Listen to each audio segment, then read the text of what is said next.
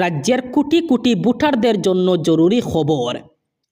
Voter card যদি না থাকে অথবা হারিয়ে যায় তাহলে ভোট কেন্দ্রে গিয়ে কিভাবে ভোটদান করবেন তা জানিয়ে দিল নির্বাচন কমিশন। 12টি বৈধ নথি থাকলে আপনি ভোট কেন্দ্রে গিয়ে ভোটদান করতে পারবেন। ভোটার কার্ড না থাকলেও সাব্যস্ত করতে পারবেন ভোটাধিকার। 12টি গুরুত্বপূর্ণ নথি থাকতে হবে আপনার কাছে। ভোটার কার্ড ছাড়াও এই 12টি নথি থাকলে আপনি দিতে পারবেন ভোট। এই 12টি নথির মধ্যে রয়েছে Aadhaar card, job card, driving licence, ফটোর সাথে ব্যাঙ্ক অ্যাকাউন্টের পাসবুক অথবা ডাকঘরের পাসবুক, ফটোর সাথে ভারতীয় পাসপোর্ট অথবা পেনশনের নথি, pan card, NPR smart card থাকলেও দিতে পারবেন ভোট। আয়ুষ্মান ভারত স্বাস্থ্য বিমা স্মার্ট কার্ড থাকলেও ভোটদান করতে পারবেন। সরকার, পিএইচইউ অথবা পাবলিক লিমিটেড কোম্পানির পরিচয়পত্র থাকলেও ভোটদান করতে পারবেন। সেই সাথে সংসদ, বিধানসভা অথবা বিধান পরিষদের সদস্যের সরকারি পরিচয়পত্র থাকলেও আপনি ভোটদান করতে পারবেন। বিধানসভা নির্বাচনের আগে আবার একবার মহিলাদের জন্য সুখবর দিলেন মুখ্যমন্ত্রী ডক্টর হিমন্ত বিশ্ব শর্মা। বিধানসভা নির্বাচনের পর একটি পরিবারে 2 জন মহিলা পাবেন অরুণোদয় প্রকল্পের টাকা। বড় ঘোষণা করলেন মুখ্যমন্ত্রী হিমন্ত বিশ্ব শর্মা। সেই সাথে অরুণোদয় প্রকল্পের টাকা বৃদ্ধি পেয়ে 3000 টাকা করা হবে। পরিবারের মহিলা অনুযায়ী প্রদান করা হবে অরুণোদয়। একটি বড় পরিবার থাকলে ওই পরিবারের 2 জন মহিলা পাবেন অরুণোদয় প্রকল্পের টাকা। সেই সাথে রেশন কার্ড ভাঙার সুবিধাও প্রদান করা হবে। বড় ঘোষণা করেছেন রেশন কার্ড নিয়ে। যদি পরিবার বড় থাকে তাহলে এক পরিবারে 2টি রেশন কার্ড দেওয়া হবে। সেই সাথে বড় পরিবারের 2 জন মহিলাদের দেওয়া হবে অরুণোদয় প্রকল্পের টাকা। 1 এপ্রিল অর্থাৎ নতুন অর্থবর্ষ থেকে বদলে গেছে ডিজিটাল পেমেন্টের নিয়ম। রিজার্ভ ব্যাঙ্ক অফ ইন্ডিয়া অথবা আরবিআইয়ের নতুন নিয়ম অনুযায়ী ওটিপি অথবা ওয়ান টাইম পাসওয়ার্ডের পাশাপাশি এখন থাকছে আরও এক ধাপের যাচাই প্রক্রিয়া। শুধু ইউপিআই নয়, কার্ড দিয়ে পেমেন্ট করতে চাইলেও 2 ধাপের এই যাচাই প্রক্রিয়ার মধ্য দিয়ে যেতে হবে। সর্বভারতীয় সংবাদ মাধ্যমের এক প্রতিবেদন অনুযায়ী সাধারণ মানুষকে প্রতারণার হাত থেকে বাঁচানোর জন্য আরবিআইয়ের নতুন এই পদক্ষেপ। এর ফলে হয়তো টাকা লেনদেনে একটু সময় বেশি লাগবে, কিন্তু জনসাধারণের টাকা প্রতারকের নাগালের বাইরে থাকবে। আরবিআইয়ের নির্দেশ অনুযায়ী ওটিপির পাশাপাশি একটি অতিরিক্ত পিন অথবা পাসওয়ার্ড অথবা বায়োমেট্রিকের মাধ্যমে যাচাই প্রক্রিয়া থাকছে। ছোট ছোট পেমেন্টের ক্ষেত্রে দ্বিতীয় ধাপের যাচাই পর্ব না থাকলেও বড় অঙ্কে টাকা পাঠানোর আগে দ্বিতীয় ধাপের যাচাই পর্ব থাকছে। বিদেশে টাকা পাঠানোর ক্ষেত্রেও থাকছে একই নিয়ম। পাশাপাশি ব্যাংকের জন্যেও নিয়মে আরও কড়াকড়ি করা হচ্ছে। যদি ব্যাংকের গাফিলতিতে কোনো জালিয়াতি হয় তাহলে সেই ব্যাংকেই ক্ষতিপূরণ দিতে হবে। যে কোনো জালিয়াতির অভিযোগ উঠলে দ্রুত তার তদন্ত এবং সমস্যা সমাধানের দ্রুত ব্যবস্থাও সেই ব্যাংকেই করতে হবে। এবার উত্তর করিমগঞ্জ সমষ্টিতে বিজেপি কংগ্রেসের তীব্র প্রতিদ্বন্দ্বিতা হবে। আগামী 9 এপ্রিল অসমে বিধানসভা নির্বাচনে শ্রীভূমি জেলার উত্তর করিমগঞ্জে বিজেপি এবং কংগ্রেসের তীব্র প্রতিদ্বন্দ্বিতা সামনে আসছে। এবার এআইইউডিএফ বিপদে ফেলতে পারে কংগ্রেসকে। উত্তর করিমগঞ্জ নির্বাচনী আসনে এবার বিজেপি কংগ্রেসের তীব্র প্রতিদ্বন্দ্বিতা। এই আসনে মোট ভোটারের সংখ্যা 2,60,281। এর মধ্যে পুরুষ ভোটারের সংখ্যা 1,32,828, মহিলা ভোটারের সংখ্যা 1,27,453, মুসলমান ভোটারের সংখ্যা 1,40,000। দেশবাসীর কপালে চিন্তার বাজ বাড়িয়ে আবার বাড়ল রান্নার গ্যাসের দাম। পশ্চিম এশিয়ায় যুদ্ধের আবহে আন্তর্জাতিক বাজারে অস্থিরতার সরাসরি প্রভাব পড়ল ভারতের জ্বালানি বাজারে।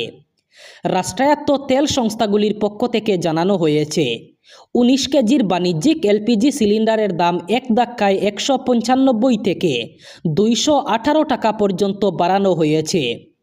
পাল্লা দিয়ে দাম বেড়েছে 5 কেজির মিনি সিলিন্ডারেরও, যার হার সিলিন্ডার প্রতি 51 টাকা বৃদ্ধি পেয়েছে। নতুন রেট অনুযায়ী রাজধানী দিল্লিতে 19 কেজির বাণিজ্যিক সিলিন্ডারের দাম দাঁড়িয়েছে 2078 টাকায়। তবে সবথেকে বেশি কম পড়েছে কলকাতায়। তিলোত্তমায় বাণিজ্যিক সিলিন্ডারের দাম 218 টাকা বেড়ে নতুন দাম হয়েছে 2208 টাকা। চেন্নাইয়ে এর দাম বেড়ে দাঁড়িয়েছে 2,246 টাকা। উল্লেখ্য, গত মার্চ মাসেও বাণিজ্যিক সিলিন্ডার প্রতি 114 টাকা দাম বাড়ানো হয়েছিল।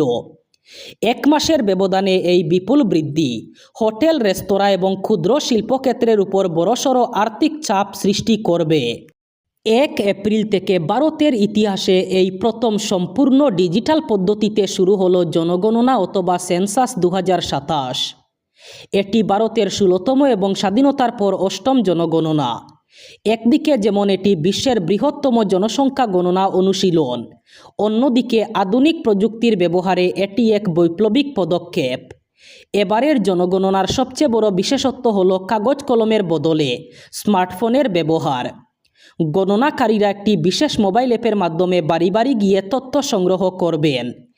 এর পাশাপাশি সাধারণ মানুষের জন্য থাকছে সেলফ এনিউমারেশন অথবা স্বগণনার সুযোগ। নাগরিকরা নিজের মোবাইল নম্বর ব্যবহার করে একটি নির্দিষ্ট পোর্টালে 16টি ভাষায় নিজেদের তথ্য জমা দিতে পারবেন। 16টি ভাষার মধ্যে থাকবে বাংলা, হিন্দি এবং ইংরেজিও। অনলাইনে তথ্য জমা দেওয়ার পর একটি ইউনিক আইডি পাওয়া যাবে, যা গণনাকারীকে দেখালেই প্রক্রিয়াটি সম্পন্ন হবে। 2027-এর জনশুমারি 2টি পর্যায়ে বিভক্ত।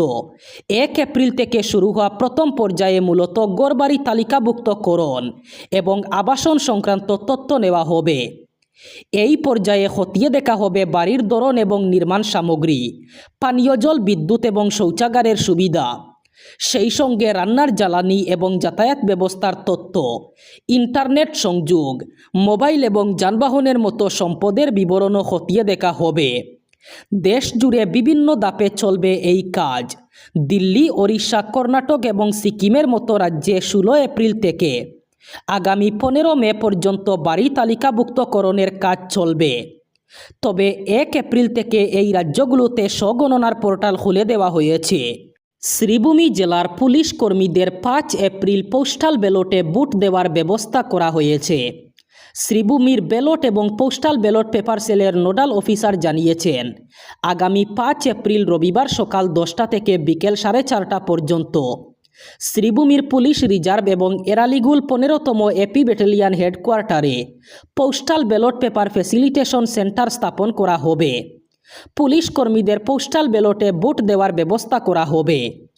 কর্তব্যরত সংশ্লিষ্ট পুলিশ কর্মী যারা ইতিমধ্যে পোস্টাল ব্যালটে ভোট দেওয়ার আবেদন করেছেন, তাদেরকে ওই কেন্দ্রে ভোট দিতে পোস্টাল ব্যালট পেপার সেল থেকে আহ্বান জানানো হয়েছে। ধেমাজির গোগামুখ এবং বিশ্বনাথ জেলার বিহালিতে নির্বাচনী জনসভায় অংশ নিলেন প্রধানমন্ত্রী নরেন্দ্র মোদী। 2টি সভায় কংগ্রেসকে তীব্র আক্রমণ করে ভাষণ রাখেন মোদী। বুধবার বিহালিতে অনুষ্ঠিত দ্বিতীয় নির্বাচনী প্রচার সভায় ভারতের প্রধানমন্ত্রী নরেন্দ্র মোদী ভাষণের সূচনাতেই মহান বৈষ্ণব সাধক শ্রীমন্ত শঙ্করদেবকে স্মরণ করে শ্রদ্ধা জানান এবং উজনি অসমের মানুষকে সম্মান জ্ঞাপন করেন। ভাষণে প্রধানমন্ত্রী বলেন, বাবা বিশ্বনাথের আশীর্বাদ সবসময় আমাদের সঙ্গে রয়েছে। বিশ্বনাথে বিজেপি এনডিএকে জনগণ আবারও গ্রহণ করবে। এবারও এনডিএ সরকার গঠিত হবে। কংগ্রেসকে কটাক্ষ করে তিনি বলেন, এই প্রচার সভা জনসমুদ্রে পরিণত হয়েছে। এই বিপুল জনসমাগম দেখে কংগ্রেসের ভীত হওয়াই স্বাভাবিক। অসমের মানুষের হৃদয়ে সবসময় এনডিএ আছে। এবারও জয়ের হ্যাট্রিক হবে। আমার জন্য আপনারাই মোদি। আপনারা গড়ে গড়ে গিয়ে যে প্রতিশ্রুতি দেবেন তা আমি পূরণ করব।